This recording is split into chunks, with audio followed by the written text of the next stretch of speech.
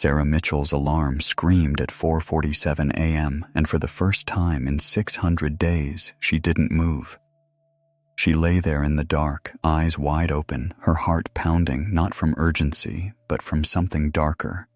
Dread, the kind that sits in your chest like a stone. Her phone glowed beside her, displaying the same motivational quote that had greeted her every morning for nearly 2 years. Win the morning, win the day. She used to believe that. Now those words felt like a threat. Sarah had done everything right. Every single thing the podcasts and Instagram gurus and productivity books had told her to do. She'd been waking up at 4:47 a.m. because some entrepreneur said the extra 13 minutes created a pattern interrupt. She'd meditate for exactly 12 minutes, cold shower for 3, journal for 10, workout for 45, green smoothie, no phone for the first 90 minutes, affirmations in the mirror, visualization exercises, goal review.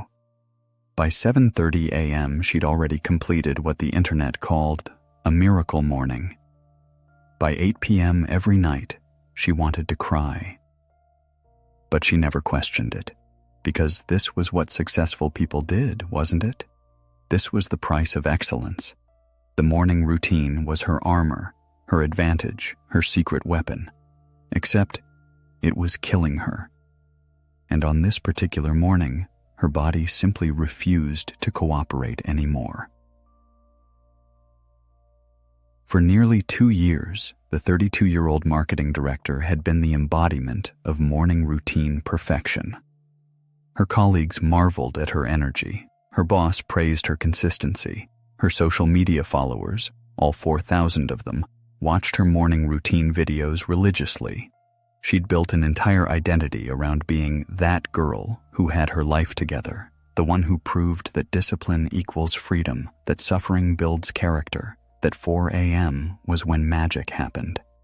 Sarah's apartment reflected Tao, his commitment. Her bedroom looked like a wellness influencer's dream, blackout curtains for optimal sleep, a sunrise alarm clock she never actually needed because her phone alarm always went off first, a meditation cushion positioned perfectly beside her bed, workout clothes laid out the night before with military precision, a journal on her nightstand already opened to the next blank page. Her mornings moved like clockwork. Wake, meditate, shower, move, fuel, plan, execute. No variation, no negotiation, no days off.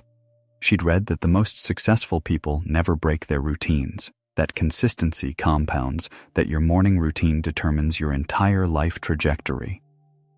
And honestly, at first, it worked. For about 6 weeks, Sarah felt unstoppable. She'd conquered the hardest part of the day before most people opened their eyes. She felt superior, disciplined, ahead of the game. She posted about it constantly. Another 4:47 a.m. win with a photo of her journal and coffee. No excuses, just execution, alongside her post-workout selfie. But somewhere around month 3, something shifted. The routine that had felt empowering started feeling mechanical. The habits that gave her energy started draining it. What does my energy level tell me about what this morning should look like? Again, honest assessment. If your energy is genuinely high and you want movement, great. If it's low and you need gentleness, also great. There's no wrong answer, only honest answers and dishonest ones. What would make me feel supported rather than stressed right now?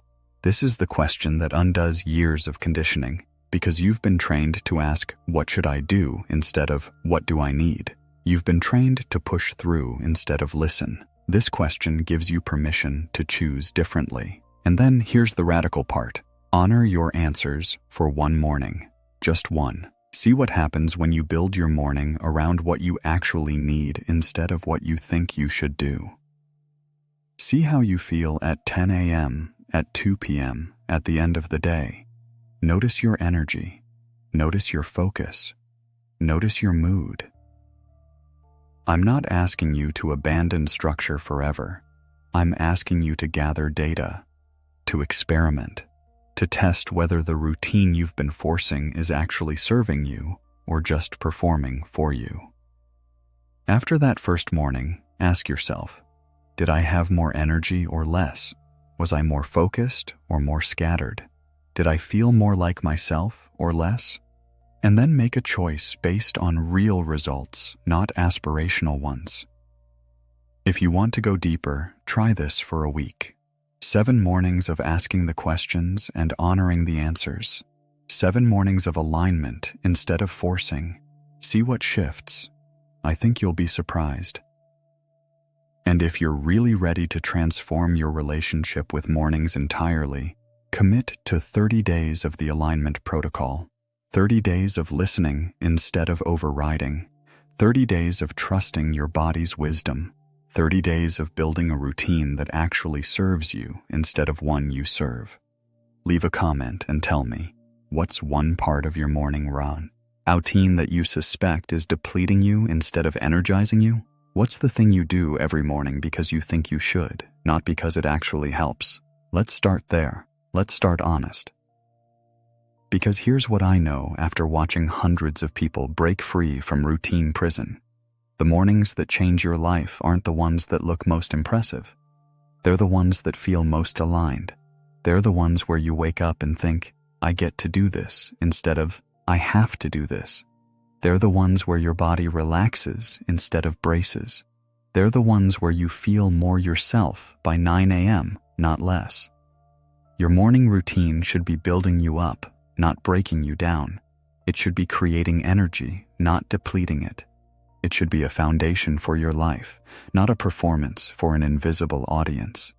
And if it's not doing that, if it hasn't been doing that, you have permission to change it. Starting tomorrow, starting now. The morning that will change your life isn't the 4 a.m. one. It's the one where you finally stop fighting yourself and start listening. That's when everything shifts. That's when real transformation begins. Not when you're more disciplined, when you're more aligned. Not when you're tougher, when you're more true. Not when you're optimized, when you're honest. Tomorrow morning, try it. Ask the questions, honor the answers, trust yourself, and watch what becomes possible when you stop sabotaging your life with someone else's routine and start building one that's actually yours. The structure that created freedom started feeling like a cage. She noticed she was more anxious, not less. More exhausted by noon despite perfect sleep hygiene. More irritable despite daily gratitude practice. More scattered despite morning meditation. She assumed she just needed to optimize harder. Add a supplement stack, adjust her macros, try a different meditation app, wake up even earlier. She never considered that the routine itself might be the problem, because that would mean admitting she'd been doing it wrong. That all those mornings, all that discipline, all that suffering, might have been in the wrong direction entirely. The breakdown happened on a Tuesday, ironically during her gratitude journaling session. Sarah was sitting cross-legged on her meditation cushion, pen hovering over the page, trying to write 3 things she was grateful for. It was 5:24 a.m. She'd already meditated, showered in water so cold her skin burned, and completed a high-IT workout that made her knees ache. Now she just needed to write 3 simple sentences before moving to her affirmations. But nothing came. Her mind was completely blank. Not peaceful blank, terrifying blank. She stared at the page, and instead of gratitude, she felt rage. Rage at the cushion, rage at the journal, rage at the routine, rage at herself for not being able to even write 3 goddamn sentences about things she was thankful for. I'm grateful for... She started writing, then stopped. She wasn't grateful. She was tired. Bone tired. Soul tired. The kind of tired that sleep doesn't fix because it's not physical exhaustion. It's the exhaustion of pretending, of performing, of maintaining a version of yourself that requires constant, relentless effort just to sustain. Her hand started shaking, then her breath got shallow, her chest tightened. She recognized the signs immediately. She'd had 3 panic attacks in the past month, always in the morning, always during some part of her perfect routine. She'd blamed stress at work, a difficult project, Mercury in retrograde. anything except the truth she couldn't face. Sarah dropped the pen and put her head in her hands. The journal fell to the floor, pages fanning out, revealing weeks of forced gratitude, manufactured positivity, affirmations she didn't believe. I am powerful. I am focused. I am winning. All lies. She wasn't powerful. She was controlled by a routine she'd created to control her life. She wasn't focused. She was frantically checking off boxes. She wasn't winning. She was losing herself one optimized morning at a time. She looked at her phone. 5:31 a.m. In 14 minutes, she was supposed to start her visualization practice. In 29 minutes, her green smoothie. In 42 minutes, her goal review. The day stretched ahead of her like a conveyor belt of obligations she'd placed on herself, by herself, for what exactly? To prove she was disciplined? To feel better than people who slept until 7? To maintain an Instagram persona that made strangers she'd never meet think she had her shit together? For the first time in 600 days, Sarah made a decision that terrified her. She stood up, walked to her bed, and got back in. She set her alarm for 7:00 a.m., and she slept. When she woke up naturally 2 hours later, sunlight streaming through the curtains she forgot to close, she felt something she hadn't felt in months. Relief. But also guilt. Crushing, overwhelming guilt. Like she'd failed some sacred test. Like she'd let down every version of herself that had suffered through those 4:47 a.m. alarms. Like she'd proven she wasn't strong enough, disciplined enough, committed enough. The guilt was so intense it made her nauseous. 3 days later, exhausted and desperate, Sarah found herself in the office of Dr. Chen, a behavioral psychologist her sister had recommended. Dr. Chen was not what Sarah expected. She was probably in her 60s, with gray hair she didn't bother dyeing, and an office that felt more like a living room than a clinical space. She didn't have a clipboard. She didn't take notes on a laptop. She just sat in a comfortable chair, genuinely listening, while Sarah unloaded everything. I had a perfect morning routine, Sarah said, her voice breaking slightly. I did everything right. Everything the books say, everything the successful people do, and I can't do it anymore. But if I stop, what does that make me? Weak? Lazy? Average? Dr. Chen smiled, not with pity, but with recognition. Tell me something, Sarah. This routine you built, did you design it based on what your body needed, or based on what you thought successful people do? The question landed like a punch. Sarah opened her mouth to answer, then closed it. She'd never asked herself that, not once. She'd downloaded her morning routine like software, copied and pasted from people who seemed to have life figured out. She'd never stopped to ask if their operating system was compatible with her hardware. Sarah started, then stopped. I just wanted to be better, more productive, more successful. Isn't that what morning routines are for? That's what we're sold, Dr. Chen said gently. But here's what I see constantly in my practice. People come in completely burnt out, anxious, barely functioning, and they all have one thing in common. They've optimized themselves into exhaustion. They've turned their mornings into productivity battlegrounds. They've weaponized their own routines against themselves. She leaned forward slightly. Your body gave you a panic attack during gratitude journaling, Sarah. Think about that. You were trying to force thankfulness, and your nervous system staged a revolt. That's not a discipline problem. That's your body screaming that something is fundamentally wrong. Sarah felt tears building. So what do I do? Just have no routine? Wake up whenever? That feels like giving up. No, Dr. Chen said firmly. You build a routine that works with your biology instead of against it.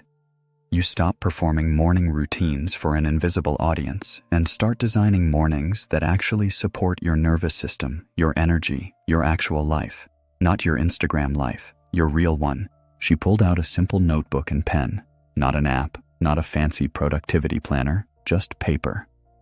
I'm going to teach you something that goes against everything you've been told. It's called the alignment protocol, And it's going to feel wrong at first because you've been conditioned to believe that suffering equals success, that earlier equals better, that more equals progress. But I need you to trust me, and more importantly, to start trusting yourself again. Dr. Chen called it the alignment protocol, and it violated everything Sarah thought she knew about successful mornings.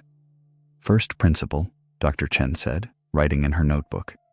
Your morning routine should reduce stress, not create it. If your routine requires you to override your body's signals, fight your natural rhythms, or operate in a constant state of mild panic, it's not a routine, it's self-abuse. Sarah shifted uncomfortably. But what about discipline? What about doing hard things? There's a difference, Dr. Chen explained, between hard things that build you up and hard things that break you down. A cold shower at 5 a.m. when your body is screaming for warmth and gentleness, that's not building discipline. That's training yourself to ignore your body's wisdom. And when you ignore your body long enough, it stops talking to you. Then you wonder why you can't access your intuition, why you feel disconnected, why you're anxious all the time. She continued writing, Second principle, your wake time should match your chronotype, not some arbitrary hour that worked for a tech CEO. Some people are biologically wired to wake at 5 a.m., most aren't. When you force yourself into a sleep pattern that contradicts your natural rhythm, you create chronic stress. Your cortisol spikes at the wrong times, your hormones get confused, your body thinks it's in danger every single morning. But I've been waking up at 4:47 for almost 2 years, Sarah protested. Shouldn't I be adapted by now? Your body doesn't adapt to chronic stress, Dr. Chen said gently. It just gets better at managing it until it can't anymore. That's what your panic attacks were, your system finally saying enough. And thank God it did, because you were headed for something worse. She wrote the third principle. Your routine should be flexible, not rigid. Life isn't rigid, your energy isn't consistent, your needs change. When you build a routine that has no give, no variation, no room for being human, you're setting yourself up for failure, and every failure chips away at your self-trust. Sarah felt something loosening in her chest. So, what does this actually look like? The alignment protocol? Dr. Chen smiled. It starts with 3 questions you ask yourself every morning. Not 3 affirmations, not 3 goals, not 3 gratitudes. 3 questions. 1. How much sleep does my body actually need today? 2. What does my energy level tell me about what my morning should look like? 3. What would make me feel supported rather than stressed right now? That's it? Sarah asked, surprised by the simplicity. That's the foundation, Dr. Chen said. From there, you build based on honest answers, not aspirational ones. If your body needs 8 hours, you don't set an alarm for 6 and call it discipline. If your energy is low, you don't force a high IT workout and call it consistency. If you need gentle movement instead of cold showers, you don't override that and call it toughness. She explained the 4th principle. Design your routine around energy creation, not energy depletion. Most people front-load their mornings with so many depleting activities, cold exposure, intense exercise, decision-making, planning, that they're running on fumes by 10 a.m. Then they wonder why they need 3 coffees just to function. What counts as energy creating? Sarah asked, genuinely curious. It's different for everyone, which is why cookie-cutter routines fail, Dr. Chen explained. For some people, movement creates energy. For others, stillness does. For some, social connection in the morning is fuel. For others, it's draining. The alignment protocol teaches you to notice, actually notice, what fills your tank versus what depletes it. The 5th principle surprised Sarah most. Your morning routine should end before you start working, Dr. Chen said. This sounds obvious, but I see so many people who turn their mornings into pre-work work, goal review, productivity planning, email checking, optimization tracking. You're working before you're working. Your nervous system never gets to just be. But how do I stay on track? How do I make sure I'm progressing toward my goals? Sarah asked, feeling her old anxiety creeping back. Progress isn't linear, Dr. Chen said firmly, and the obsession with tracking every morning metric, every habit completion, every optimization win, that's not progress, that's anxiety management disguised as ambition. Real progress happens when you're resourced enough to show up fully. And you can't be resourced if your mornings are depleting you. She wrote the final principle. Trust before discipline. Every morning, you practice trusting your body's signals before you impose discipline. What does your body need right now? Not what should it need according to some productivity expert. What does it actually need? And can you honor that even when it contradicts the plan? Sarah felt resistance and relief fighting for dominance in her chest. This feels scary, like I'm going to become lazy, like I'm going to lose my edge. Dr. Chen looked at her directly. Sarah, you've had an edge for 2 years. How's that working out? You're here in my office having panic attacks during gratitude practice. That's not an edge. That's a blade you've been cutting yourself with. The alignment protocol isn't about becoming lazy. It's about becoming sustainable. It's about building a relationship with your mornings that doesn't require you to be at war with yourself every single day. The first morning following the alignment protocol felt like breaking a sacred oath. Sarah woke up naturally at 6:23 a.m. No alarm, no jolt of adrenaline, just gradual awareness as sunlight touched her face. Her first thought was guilt. You're already behind. You've wasted almost 2 hours. This is how it starts. The slippery slope to mediocrity. But she'd promised Dr. Chen she'd try for 30 days, so instead of immediately jumping up, she did something radical. She stayed in bed for 3 minutes and asked the 3 questions. How much sleep does my body need? Based on how rested she felt, apparently this much. What does my energy level tell me? That it's moderate, not high, not low. What would make me feel supported right now? Gentleness, ease, no shocking systems. She got up slowly. No cold shower. She let the water warm up completely, steam filling the bathroom, and she stood under it without rushing, without mentally rehearsing her to-do list, without treating it like a productivity activity to complete before moving to the next thing. Just water, warmth, presence. When she got out, she didn't immediately reach for her workout clothes. She asked herself, what movement would feel good right now? The answer surprised her. A walk, not a run, not HIIT, not anything with a target heart rate, just a walk around her neighborhood while it was quiet and the air was cool. The walk was strange at first. No podcast in her ears, no fitness tracker measuring her pace, no goal beyond moving her body in a way that felt natural. She noticed things she'd never seen before despite living there for 3 years. The way morning light hit certain houses, the old man who was always watering his garden at this hour, the feeling of her own breath, easy and unlabored instead of gasping and pushing. 32 minutes later, she returned home feeling more energized than she had after any 5 a.m. HIIT session. She made breakfast, actual breakfast, not a green smoothie consumed while standing over the sink. She sat at her small table, ate slowly, looked out the window. No phone, no journal, no affirmations, just eating, just being. The guilt was still there, whispering that she was falling behind, getting soft, losing her edge. But underneath the guilt was something else, something quiet and true. Relief. Her body's relief that finally, after 600 days, she was listening to it instead of overriding it. The second week was harder. Sarah's old patterns had deep grooves, and her brain kept trying to snap back into them. She'd wake up and immediately feel like she should be doing more, moving faster, optimizing harder. The voice of every productivity guru she'd ever followed haunted her. The first hour of the day determines everything. Successful people wake up before everyone else.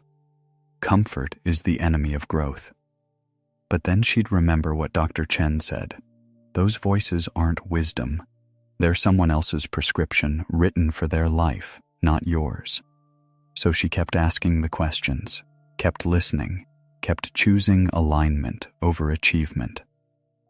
Some mornings she woke at 5:30 and felt genuinely energized for movement. Other mornings she woke at 7 o'clock and needed stillness. Some days she journaled because it felt generative. Other days she didn't because it felt forced. Some mornings included meditation. Others didn't. The routine wasn't fixed. It was responsive. And something unexpected happened. By removing the rigidity, by releasing the performance pressure, by stopping the fight against her own biology, she found more energy throughout her days, not less. She was more focused at work because she wasn't running on fumes by 10 a.m. She was more creative because her nervous system wasn't in constant fight or flight. She was more present in her relationships because she wasn't exhausted and irritable all the time. Around day 20, a colleague asked her what had changed. "You seem different," they said. "Calmer, maybe? More like yourself?" Sarah realized they were right. She did feel more like herself. For 2 years, she'd been performing a version of successful person based on someone else's template. Now she was just her, and that version was more effective than the optimized one had ever been. 90 days into her new approach, Sarah's life looked nothing like the productivity influencer promised land. It looked better. She wasn't waking up at 4:47 a.m. anymore. Most days it was between 6 o'clock and 6:30, sometimes 7 o'clock if her body needed it.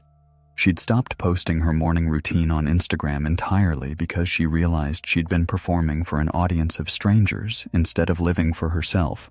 She'd unfollowed every productivity guru, every optimization account, every that girl influencer who made mornings look like a wellness photo shoot. Her mornings now varied based on what she actually needed. Sometimes they included movement, sometimes they didn't. Sometimes she meditated, sometimes she sat with coffee and watched the sunrise, sometimes she journaled, sometimes she called her mom. There was no rigid sequence, no boxes to check, no performance to maintain. And the results? Her work performance had actually improved. Her boss commented that she seemed more strategic, more creative, more collaborative. Sarah knew why. She was showing up resourced instead of depleted. Her brain had capacity for actual thinking instead of just surviving the day after an exhausting morning. Her anxiety had decreased dramatically. The panic attacks stopped completely once she removed the morning stress that was triggering them. She slept better because she wasn't dreading her alarm. She had more energy in the evenings to spend time with friends, pursue hobbies, actually enjoy her life instead of recovering from her mornings. But the biggest change was internal. Sarah had rebuilt her relationship with discipline entirely.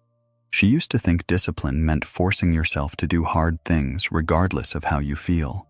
Now she understood discipline as the practice of choosing what serves you even when old patterns try to pull you back. That's harder than any cold shower. Choosing trust over control, alignment over achievement, sustainability over superiority.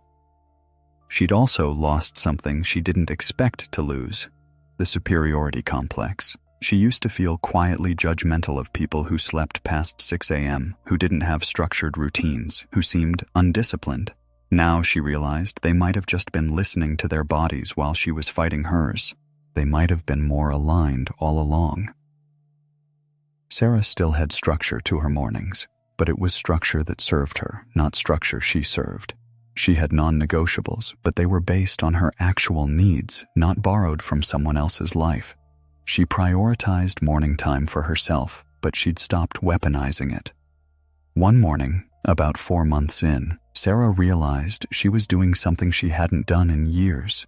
She was genuinely looking forward to tomorrow, not because she had a new optimization strategy to try, not because she'd found another morning routine hack, but because her mornings had become a source of nourishment instead of depletion.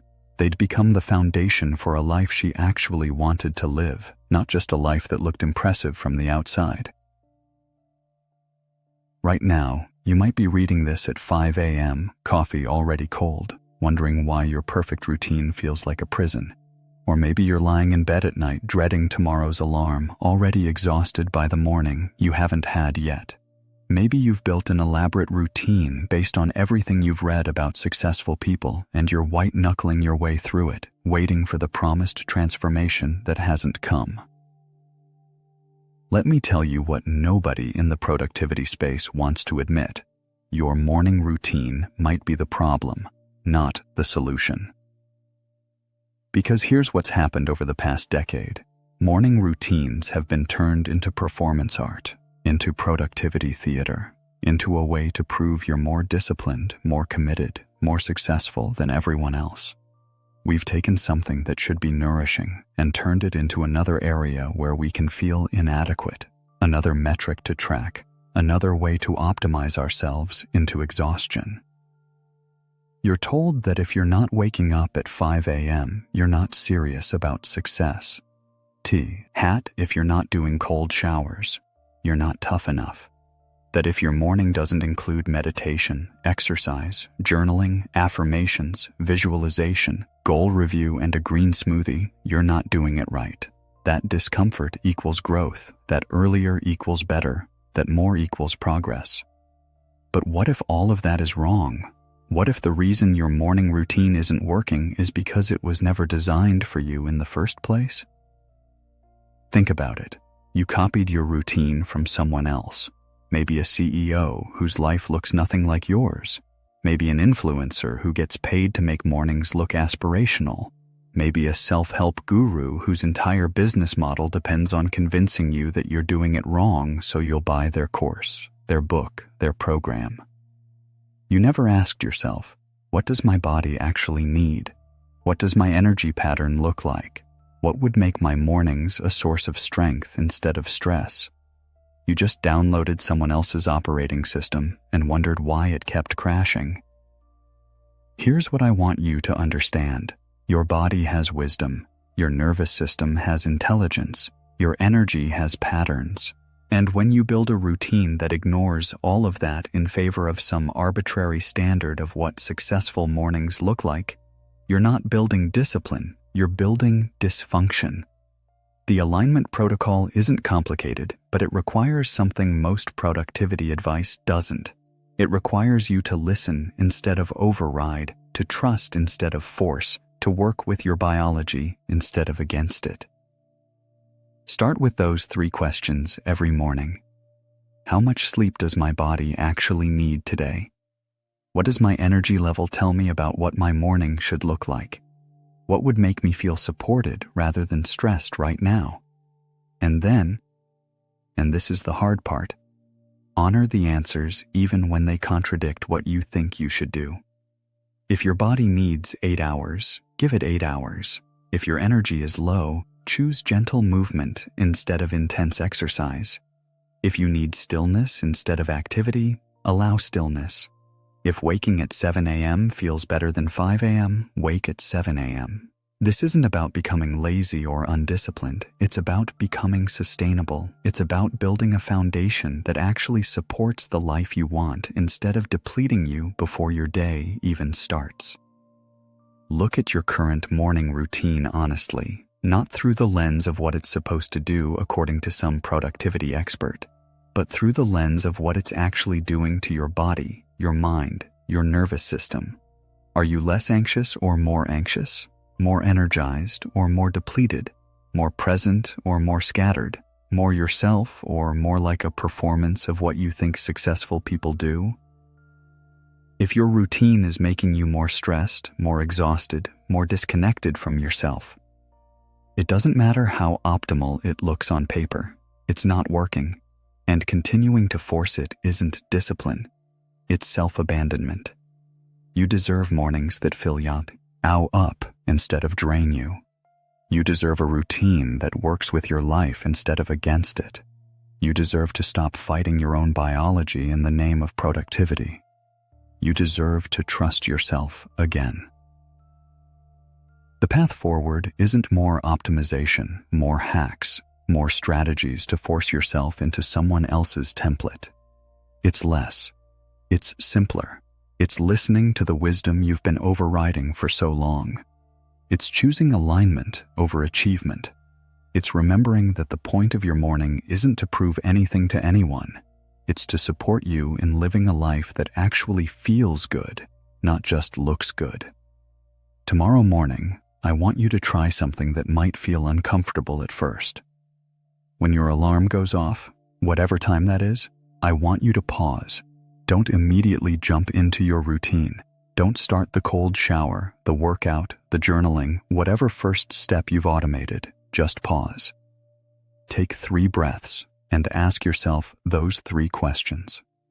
How much sleep does my body actually need right now? Not how much did you get, but how much do you need?